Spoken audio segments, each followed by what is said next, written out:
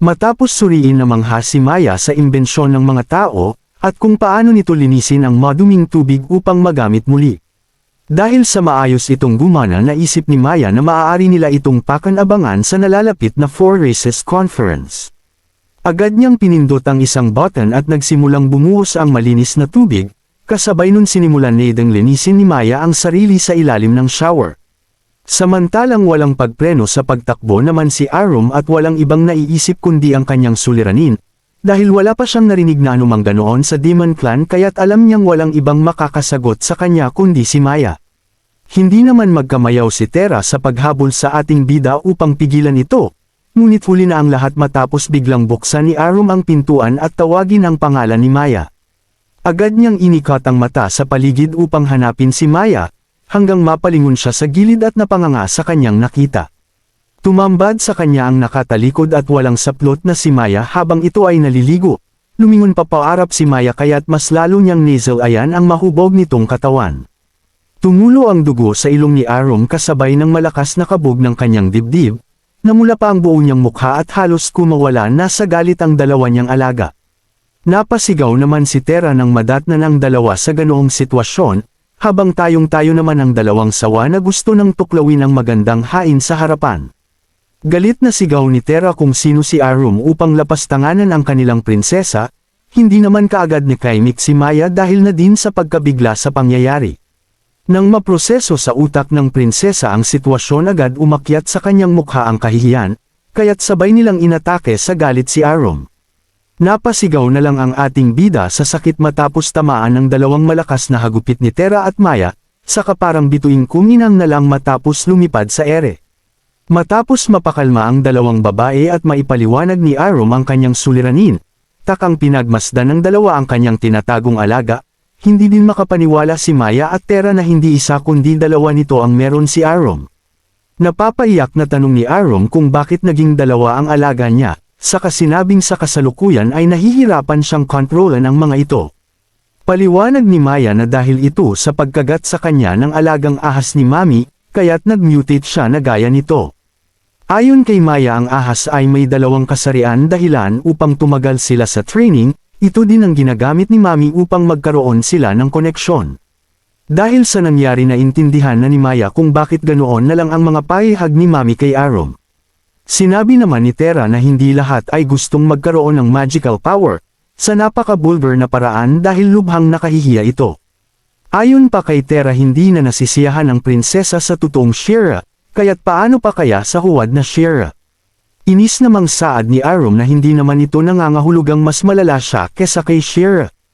Naisip pa ng ating bida na kung naninirahan siya sa Earth at taglay ang ganoong katawan, paniguradong kaiinggitan siya ng mga kalalakihan ngunit ngayon ay magmumukha siyang may manyak na kapatid. Pilit pinipigilan ni Arum ang pag-iisip ng kung ano lalo na ang pag-iisip sa mga babae. Hindi naman niya ito maitago sa prinsesa dahil alam ni Maya na hindi lang naging dalawa ang batuta ni Arum, dahil kasabay nun ang pagtaas ng kanyang pangangailangan. Ayon pa kay Maya kapag hindi niya ito hinayaang lumabas hindi niya mapipigilan ang kanyang pagsabog. Doon na pagtanto ni Arum na ito ang sinasabi ni Mami na pagsabog. Nagdudumaling tanong ni Arum kung paano siya babalik sa normal, dahil sigurado siyang merong nalalaman si Maya. Sagot ng prinsesa na merong paraan ngunit meron itong kapalit, desidido naman ang ating bida na gawin ito kahit ano pa ang kapalit. Napangisi naman si Maya sa kainutos kay Terra na gapyusan si Arum. Mahigpit siyang hinawakan ni Terra mula sa likuran at halos mawalan na siya ng hininga, nang ilabas ni Maya ang matalim na kutsilyo sa kamay nito. Pasigaw na pinigilan ni Arum si Maya dahil naisip niya na kung ano ang binabalak nitong gawin. Pahayag naman ng prinsesa na ito lang ang paraan upang mapigilan si Arum na mawala sa kontrol. Saad pa ni Terra na bilang isang lalaki kailangang tiisin ng ating bida ang kaunting sakit. Puno ng pakikiusap namang saad ni Arum na mas maigi pang namatay siya kesa ganoon ang mangyari.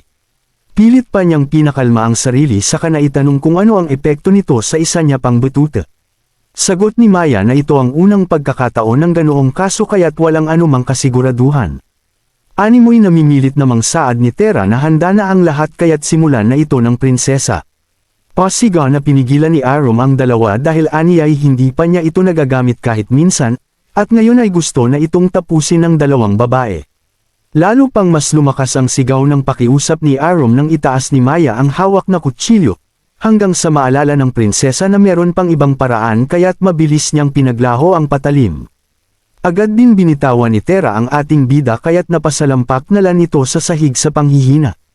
Nasa isip naman ni Tera na sana ay naputol na ang dalawang pag-aari ni Aum. Dahil sa inis pasinghal na saad ni Arum kung bakit pa siya tinakot ni Maya, gayong meron naman palang ibang paraan. Sagot naman ng prinsesa na ngayon lang niya naalala ang alchemist na si Catherine. Si Catherine ay mahigpit na kalaban ni Mami dahil sa nakaraan nag-imbento ito ng iba't ibang eksperimenyo, upang makontrol ang kapangyarihan ng demoness kaya't naisip ni Maya na baka nasa kanya ang solusyon. Nagdadalawang isip naman si Arum dahil alam niyang lahat ng babaeng kasapi ng Demon Clan ay mga mapanindik at hindi nagpapadaig ngunit wala naman siyang ibang pagpipilian. Hindi kalayuan ang kinaroroonan ng alchemist kaya't pahayag ni Maya na kailangan nilang baguhin ang plano. Inutos pa niya kay Tera na maghanda ngayon gabi dahil kinabukasan din ay maagap silang aalis. Kinabukasan sinimulan nilang maglakbay sakay ng isang karwahe at kasama ang ilang mga kawal, samantalang lihim silang sinsubaybayan ng pusit na si Maran at Mami mula sa itaas ng bundok. Sinabi pa ni Maran na nagawa nilang mahulaan ang susunod na hakbang ng prinsesa at ni Shira, ngunit alam ni Mari na hindi basta magbibigay ng mahalagang impormasyon si Mami sa kanila. Tanong pa niya kung saan napulot ni Mami ang ganoong impormasyon. Paliwanag ng babae na nilalinan ng kanyang alagang ahas si Shira, kaya't alam niyang hihingi ng tulong ang mga ito sa alchemist na si Catherine. Ngunit dismayadong saad pa niya na hindi niya inaasahang mapapaagap ang mga ito, at hindi man lang nagawang ma-enjoy ni Maya ang dalawang batuta ni Shira. Hindi lingid kay Mara na ayaw ni Mami sa mga lalaki kaya tanong nga kung bakit nakikiisa ito sa kanila ngayon. Sagot naman ni Mami na ang pagtutulungan ay para lang sa mga tao, dahil ang mahalaga sa Demon Clan ay kung ano ang kanilang mapapala. Parang baliw na tumawa ng malakas si Maran dahil inaasahan na niya ang kagaspangan, nang itinuturing na matinik na halaman ng Demon Clan. Ayon pa kay Maran meron na siyang utang na loob sa babae, kaya't sisiguraduhin niyang makikinabang ito oras na siya na ang Demon King. Hindi na nag-isip at agarang tumalon upang sumugod ang walang utak na general, kasama ang kanyang mga kasabwat sa may paghahamang sinabi na hindi siya natatakot sa banta ni Shira. Malakas niyang pinaulanan ng atake ang karwahe na ikinawasak nito. Nagsimula ang mahigpit na labanan sa pagitan ng mga kawal at walang silbing tagasunod ni Maran. Malakas na sigaw naman ni Tera na protektahan nila ang kanilang prinsesa, laban sa mga halimaw na sumusugod at walang awang pinagpapatay ang mga kawal. Sa kabilang banda tahimik na pinapanood itong lahat ni Mari mula sa taas ng bundok, kaya't tanong ni Mami kung bakit hindi ito sumusugod gayong nagkakaisa na sila. Nakangising sinabi naman ni Mari na hindi siya katulad ng walang isip na si Maran, na hindi man lang nalamang ginagamit lang siya ng babae. Saad naman ni Mami na wala siyang alam sa sinasabi nito. Sa apat na mahuhusay na general ng Demon Clan si Maran ang may pinakamaraming kakampi, samantalang si Maya ang nangunguna at pinakamalakas dahil na din kay Shira. Batid ng tusong si Mari na mas mabuting magmanman kesa makisali sa away, at ito marahil ang sinusubukang gawin ni Mami matapos pag-awayin ang dalawang malalakas na general. Mahinang napatawa na lang si Mami matapos mabuko ni Mari ang kanyang plano. Sinabi pa niya na hindi sila nagkakaintindihan ni Maran, bukod doon hindi niya nakakalimutan ang mga taong nanakit sa kanya pati na din sa alagang ahas. Ngunit batid din ni Mami na planado itong lahat ni Mari, dahil ang tuso at matalinong gaya niya ay hindi basta magpapasailalim sa walang utak na si Mari habang naniningkit ang mata, kasabay nun napagtanto niyang si Mami ang nakikinig sa usapan nila ni Maran sa bundok. Napagtanto ng dalawa na pareho lang silang tuso ngunit mapang-akit na tanong ni Mami, kung maggusto ba sa kanya si Mari dahil sa hindi siya nito pinagkanulo kay Maran. Ngunit para kay Mari ito ay dahil lang sa pagkakapareho nila ng layunin. Maharot na inilapit pa ni Mami ang katawan kay Mari sa kasinabing ngayon niya lang napansin na bagay silang dalawa, na agad din namang sinang-ayunan ng tusong general at sinabing magiging perpekto silang partner. Habang malalagkit ang tingin sa isa't isa mabilis silang nagpalitan ng atake, kaya't sabay din silang napaatras palayo. Nakangiting sinabi pa ni Mari na sa huli hindi mapapagkatiwalaan ang salita ng isang babae. Nag-aapoy ang mata ni Mami habang papasugod at nakangising inulit, na hindi niya nakakalimutan ang ginawa sa kanya noon kaya't kinakailangan niyang maghigantay, saka tumalon sa ere upang pakawalan ang kapangyarihan patungo kay Mari.